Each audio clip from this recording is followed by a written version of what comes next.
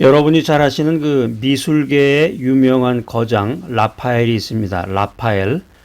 이 라파엘이 그린 이 성화 가운데 영광스러운 변화와 간질병 걸린 어린 소년 이런 타이틀의 그림이 있습니다. 이 그림을 보면은 이제 위에 부분하고 아래 부분으로 나눠졌는데 여러분들이 이제 그림을 한번 상상해 보세요. 이미 이제 보신 분도 계시겠지만 이 그림의 윗부분 상반에는 모세, 엘리야와 함께 계신 예수님의 모습이 하나님의 영광으로 변화되어 가는 이 놀라운 장면을 베드로, 야고보, 요한 이 세 제자가 보고 있는 그런 상황이 그려져 있습니다. 하나님의 그 위대한 창조의 능력과 하나님의 능력과 거룩성이 이 그림 상반부에 묘사가 되어 있는 반면에 이 그림의 밑에 보면은 하반부에는 이 세 제자를 제외한, 그러니까 베드로, 야고보, 요한 이 세 제자를 제외한 나머지 몇 명인가요? 9명이죠. 이 9명의 제자들이 간질병 걸린 어린아이 하나를 두고 고치려고 애를 쓰고 있지만 실패하고 당황하고 절망스러워하는 장면이 그려져 있습니다. 위쪽에는 하늘의 찬란한 영광으로 가득 찬 모습으로 변화되는 주님을 바라보고 있는 이 세 명의 제자들을 묘사하고 있고, 아래쪽에는 고통 가운데 있는 한 아이를 고치려고 아무리 노력해도 고쳐지지 않자 무력감 속에서 당황하고 절망하고 있는 제자들을 그리고 있는 것입니다. 이거는 일종의 초월과 현실의 극적인 대조라고 할 수 있겠습니다. 우리 신약 성경 마가복음 한번 찾아보세요. 9장, 마가복음 9장입니다. 마가복음 9장에 보면은 지금 제가 라파엘의 그 그림 이야기를 했는데 그 그림 이야기의 그 메인 타이틀이, 메인 스토리가 이 마가복음 9장에 등장합니다. 참 재밌죠? 여러분 나중에 이제 기회가 되면은 이 라파엘의 그림도 한번 찾아서 보시고, 특별히 이 성경 말씀, 하나님의 말씀, 마가복음 9장에 있는 말씀을 정독해 보시기 바랍니다. 이게 참 너무나 은혜스러운 말씀. 마가복음 이제 9장 1절로 13절에 보면은 1절로 13절까지는 이제 그 위에 그 라파엘의 그림의 그 윗부분이 나와요. 변화산의 영광이라고 그래가지고 변화산상에서 예수 그리스도께서 자신의 영광을 드러내 주시는 그러한 모습, 그리스도의 진정한 모습을 목격하는 제자들, 이런 모습들을 우리가 성경 말씀을 통해서 찾아볼 수가 있고, 그 밑에 마가복음 9장 14절로 29절까지입니다. 14절로 29절까지 마가복음 9장이 굉장히 기네요. 마가복음 9장이 50절까지 있는데 14절부터 32절까지가 믿음이 없는 그 변화산상의 밑에서 제자들이 막 쩔쩔매는 거죠. 이 귀신 들린 아이를 고치지 못하고 쩔쩔매는 그런 모습을 마가복음 9장 14절 이하에서 보여주고 있습니다. 그러니까 산 위에서는 예수님께서 변화산상에 체험을 하시면서 그리스도께서 자신의 영광을 드러내 주셨는데, 그리스도라는 것은 이제 이 구약의 메시아에 대한 신약의 호칭입니다. 구약 시대 때는 이제 메시아라고 많이 불렀고, 구약 성경에 보면 다 메시아라고 나와요. 신약 성경에 보면은 이제 그리스도라는 말로 그게 이제 불리게 되어 있는데, 그리스도라는 건 이제 한마디로 기름 부음 받은 자라는 뜻입니다. 예수님의 이 변화산의 체험은 예수님의 승리와 장차 다가올 이 천국의 영광을 행동으로 예언한 것으로 어떤 순환 가운데서도 흔들리지 않게 하기 위함입니다. 산 아래의 모습은 산 위의 모습과는 대조적으로 모두가 어둠의 세력인 이 공중의 권세 잡은 사탄 마귀의 영향 아래에 있다. 이것을 성경은 우리들에게 보여주고 있습니다. 예수를 구세주로 믿는 크리스찬들은 어떤 의미에서는 이 하늘의 영광과 능력을 체험한 사람들입니다. 여러분 어떻습니까? 여러분들 하늘의 영광과 하늘의 능력을 경험하셨나요? 할렐루야. 이런 믿음과 확신을 가지고 하나님께 찬양하면서 어떤 상황에서든지 나가야 되는데, 우리가 조금만 시련이 오거나 조금만 어려움이 닥치면은 내가 언제 주님을 믿었나, 내가 언제적부터 교회를 다녔나, 이런 식으로 인생을 살아가는 분들이 많습니다. 이러면 안 되겠죠. 그러니까 우리가 크리스찬이라는 말 가운데는 성도라는 말도 우리가 쓰는데, 성도, 거룩한 무리들, 굉장히 진짜 거룩한 말인데, 성도라는 말이, 크리스찬이라는 말도 마찬가지예요. 저는 크리스찬입니다.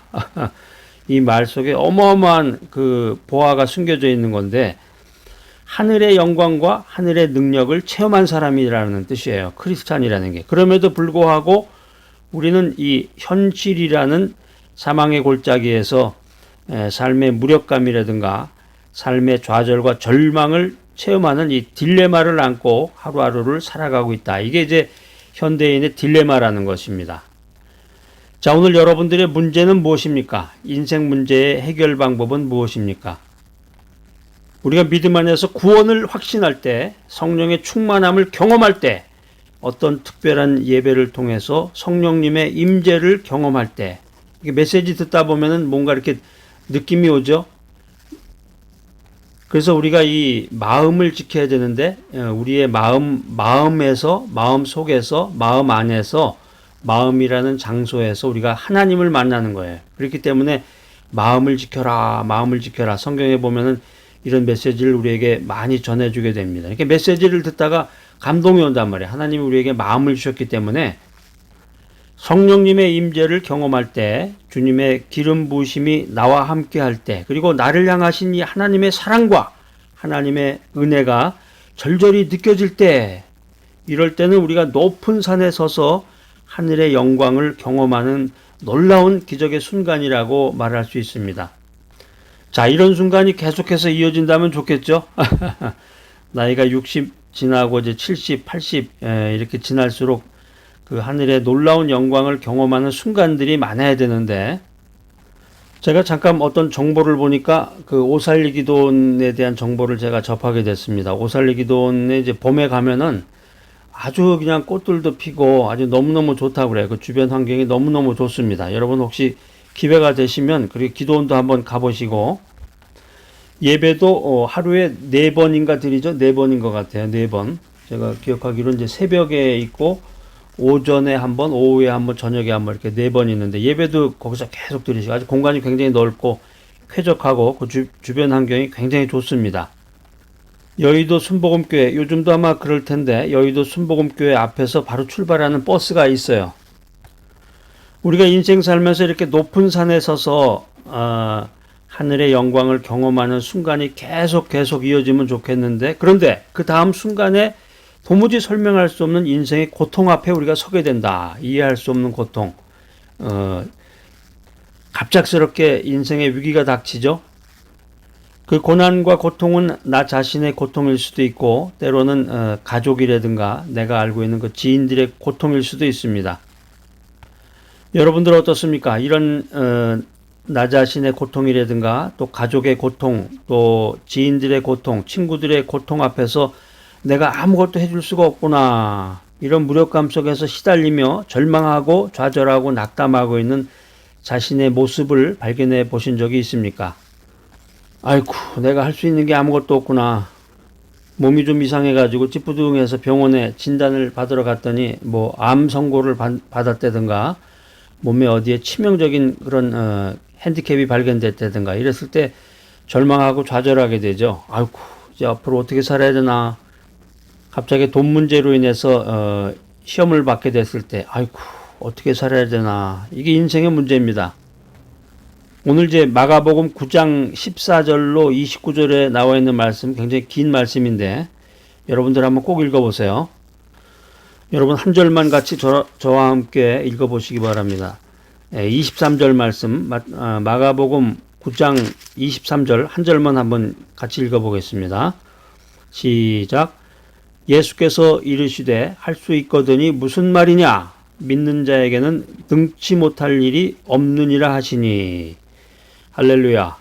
아주 이거 귀한 말씀인데, 기독교 서점 같은 데 가보면 이렇게 액자 같은 데다가 또 이 글씨를 써서 이렇게 이제 그것을 이제 구입해서 집에 가져오면 이제 벽에다가 걸어놓고 이제 볼 수도 있고 그런데, 여러분들 이제 이 말씀에다 언더라인을 좀 걸어놓으시고 큰 목소리로 3번 정도 읽으시면서 마음의 확신을 가지고 할 수 있거든이 무슨 말이냐. 믿는 자에게는 능치 못할 일이 없느니라.